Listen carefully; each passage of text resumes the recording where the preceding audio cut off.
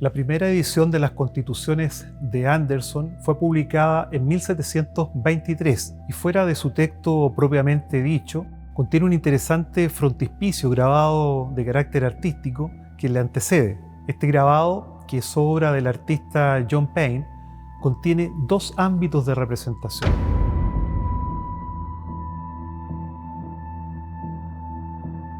En primer término,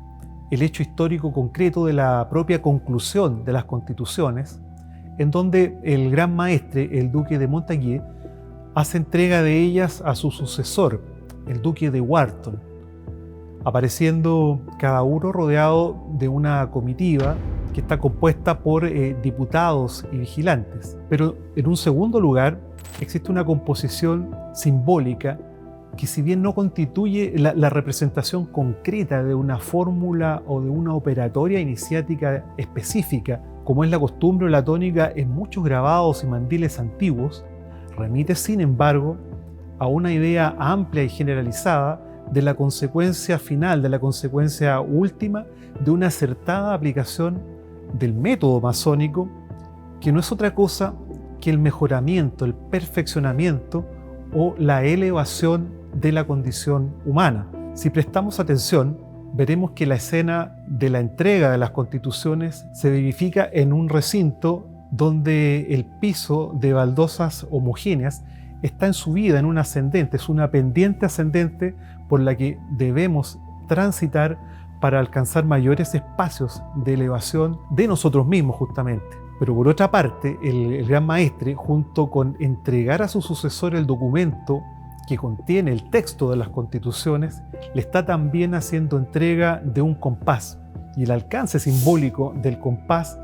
es que con él se trazan círculos, siendo el círculo la representación por antonomasia del absoluto, de las dimensiones espirituales, en la medida que no reconoce principio ni fin. De manera que al entregarle un compás, Montague le traspasa a Wharton, su sucesor en la gran maestría, un instrumento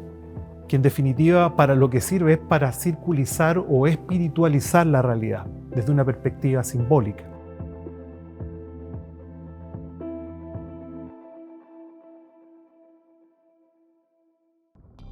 Luego, en medio de estos dos personajes, aparece flotando en el espacio la proposición número 47 de Euclides, que no es otra cosa que la representación gráfica del teorema de Pitágoras, cuya premisa indica que la hipotenusa al cuadrado de un triángulo es igual a la suma de los cuadrados de sus dos catetos.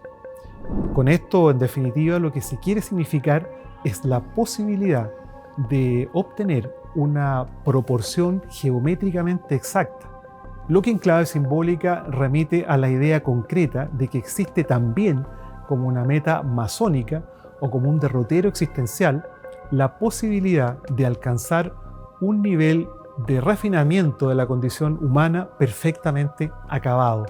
Pero como estas fórmulas geométricas permiten también trazar un ángulo de 90 grados exacto, con ello también se nos conduce al instrumento de la escuadra,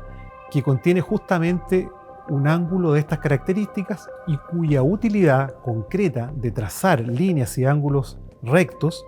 simbólica y representacionalmente, nos conduce a la idea que podemos, desde la rectitud, moldear y darle forma a la materia para su ulterior perfeccionamiento. Pero la referencia acá no incide en una materia concreta y exterior, ajena a nuestro propio ser, ni tampoco a nuestra carne y huesos específicos, concretos, como sería nuestra materia individual, sino que a una materia simbólica representada en nuestras realidades internas que acostumbran, ¿no es verdad?, exteriorizarse bajo la forma de defectos o virtudes. Y así, toda esta construcción simbólica, en definitiva, lo que nos quiere proponer o que nos quiere poner de manifiesto es la posibilidad real y cierta de acceder a las esferas o ámbitos del autoperfeccionamiento. Esta idea se ve reforzada al observar la estructura del edificio, compuesta por una doble hilera de columnas a lo largo de la pendiente ascendente, que simbólicamente nos conduce a la idea de un transitar gradual en el camino de la elevación de la conciencia. A su vez, las columnas aparecen representadas, ¿cierto?, los 5 órdenes de arquitectura: dórico, jónico, corintio, toscano y compuesto, pero con un detalle simbólico perfectamente alusivo a la idea de una progresión o avance de la conciencia, pues se encuentran dispuestos también en un orden de progresión, desde el más nuevo, que es el compuesto, situado en un primer plano o en la parte baja del frontispicio, para concluir con el más antiguo, que es el toscano, que se ubica en la parte alta o posterior del grabado. A continuación, justo antes de que el piso del recinto se acabe, hay un arco que sostiene un puente, con lo que se quiere significar que se ha alcanzado un estado de avance en el desenvolvimiento de la conciencia que posibilita, como conquista del mismo, acceder o transitar a un plano de realidad marcadamente diferenciado.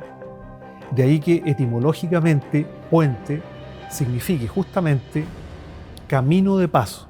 Y es justamente el poder pasar o atravesar este puente lo que en el peregrinar ascendente de nuestra autorrealización nos permitirá concretar la prueba final antes de conquistar el dominio pleno de nuestra individualidad.